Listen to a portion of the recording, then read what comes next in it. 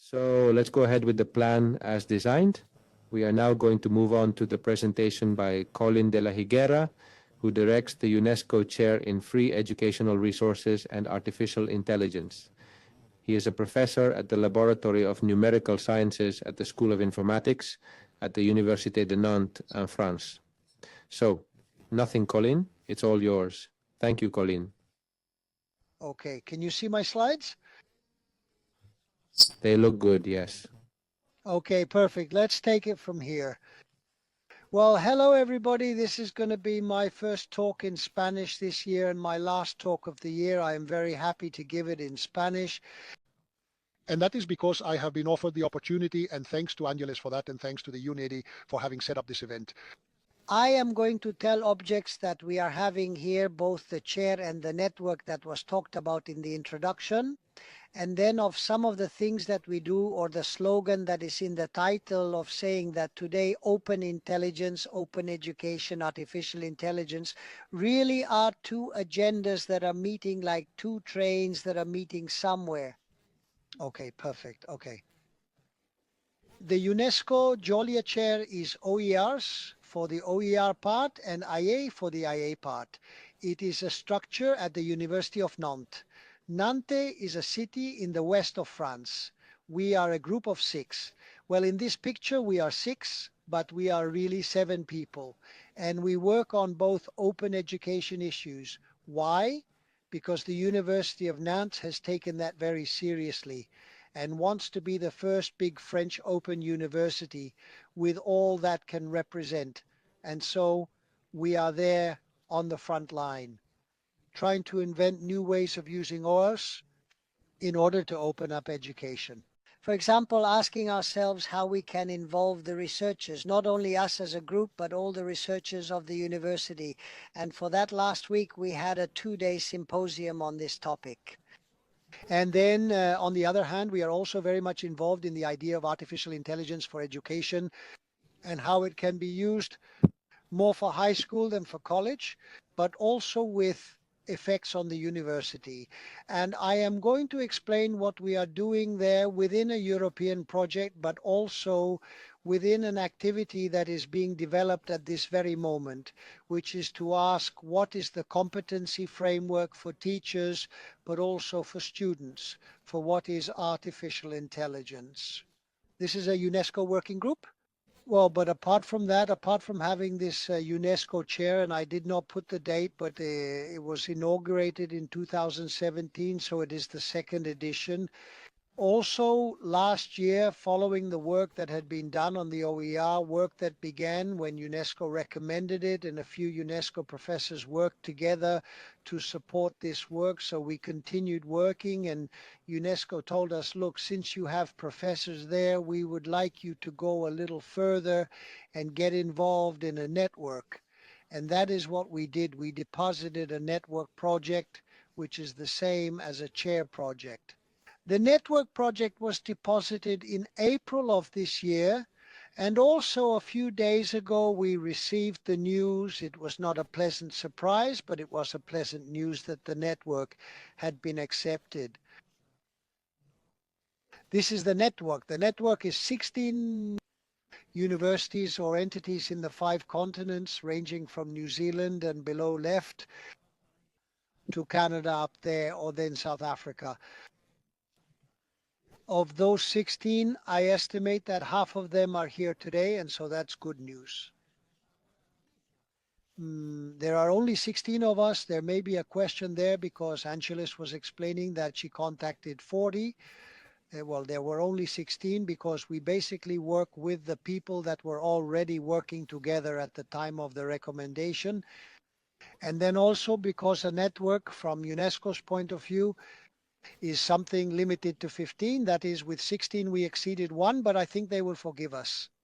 But obviously, seeing the success of a day like today and the number of other chairs that are intensely involved in this issue, we will have to come up with ways to go further with this.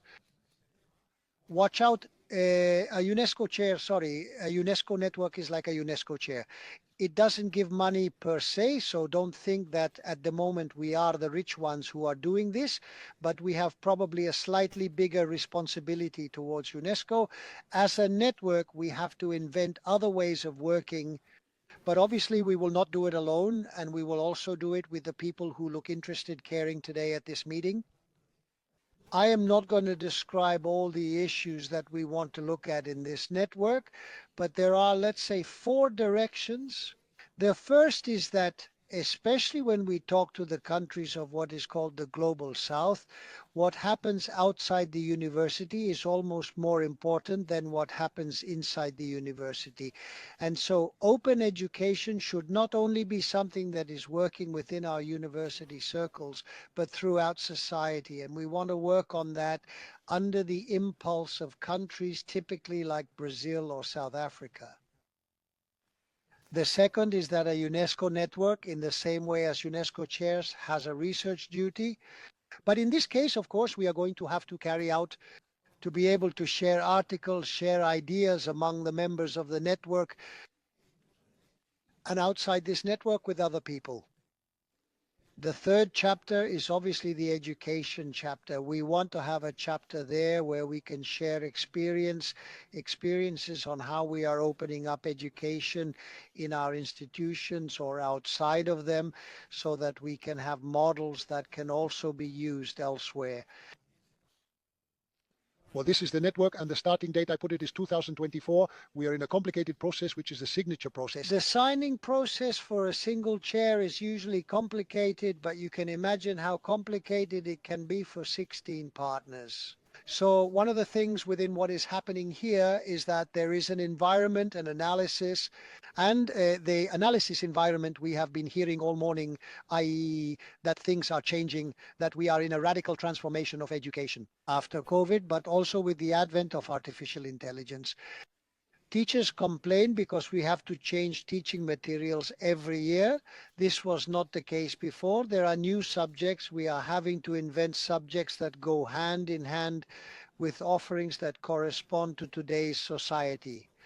We have more cooperation, more desire to be able, since we are doing hybrid teaching, to be able to do hybrid teaching with a colleague, with a partner, with a colleague in another part of the world. The critical sense, we'll come back to this another time for sure, is also becoming a lethal force, an extraordinary force. If we don't get our students to grab hold of the critical sense, well, everything we're going to do is going to be in real jeopardy.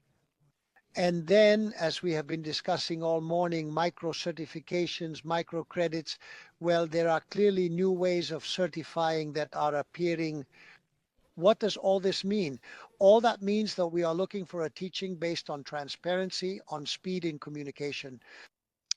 In other words, there are some words that were not typical words in the world of education, but they are today. And there we realize that for very different reasons, both artificial intelligence and OER, or open education, are tools. They are complementary instruments, but they are capable of working towards more transparency, towards more speed, towards more communication. Of course, I heard the previous talk where we were being told that artificial intelligence, if we are not careful, does not fulfill what we want with transparency, but at the same time we can use it to give us more transparency. In other words, they are tools. In the end, they are going to be things. They are going to be what we want them to be. And so this is what we're really incentivizing in. Let's see if I haven't confused it. Within the chair, also with effects on the network. In other words, this idea that the two things are complementary and can be worked together. A couple of examples just to show you. We can use artificial intelligence for OER. For example, we can use GPT chat or generative artificial intelligence to create OERs, to find OERs, to identify them, to know which ones are and which ones are not, where the licenses are, to certify them. That is going to be a big problem. How do I know that an OER has been created by Daniel Burgos and has not been created by another artificial intelligence to translate them? We've also seen this in some of the slides. This is not a program. This is stuff that we are doing. that we are doing and many of you are doing already. So it's a way of saying artificial intelligence can be something that benefits the field of open education a lot. We have had and we have projects where we do automatic annotation to be able to have multilingual resources and work, of course, in situations where we have a lot of OER, or a project that we have for the French language. We have many French-speaking resources that we want to be able to annotate by individuals and by artificial intelligence in order to have collections of OER that people can go and look at. Collections not only of OERs made in France, but made in many of the French-speaking countries. The other way around, we can use OERs for artificial intelligence. Here is a project which is a European project in which Spain is not involved. Spain was an observer in this project. It was called, or it is called, the AI for Teachers project. The partners are here. I'm not going to name them, but they are France, Ireland, Italy, Luxembourg, and Slovenia. And the idea was to be able to already, I mean, this project was started 3 years ago, and the idea was we saw coming the fact that you were going to need teachers who knew what artificial intelligence was. We are talking more about high school, but I think that the problems or the issues, we also have them in the universities. So we had to create educational material to train teachers, a general introduction to artificial intelligence. What are the tools that are being built that the industry is producing to be able to use them in the classroom or outside the classroom? And then we have all the rest of the artificial intelligence, the one that nobody has invited to the education table, but is being invited, typically ChatGPT. So how do teachers have to do to be with these issues? And then more fundamental questions. How can artificial intelligence change the relationship to learning? The Assistant Secretary General of UNESCO at the Paris Education Week in September asked the question, she asked, do we still need to learn languages in 2023? In other words, these are not rhetorical questions, but they are questions that basically show the importance of the transformation we are undergoing. And of course, obviously, all the ethical issues that have also been discussed this morning. Just a little publicity for a book resulting from the project, which is an open textbook, which is already in 5 languages, and there are 4 others, and since there is no Spanish, it is an open invitation. If you think that this type of book is of use to teachers in Spain, we would be very happy to collaborate with people for this.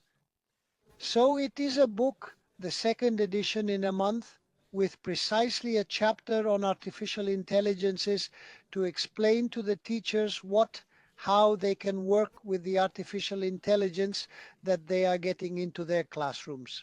Voila, I'm going to end my talk here, which was a presentation of the tools that we are developing in Nantes, of a lot of networking. I have not prepared as another one even a list of all the partners, nor of all the projects. But to say that we are obviously in complete agreement also with what has been said before, open to collaboration. Thank you.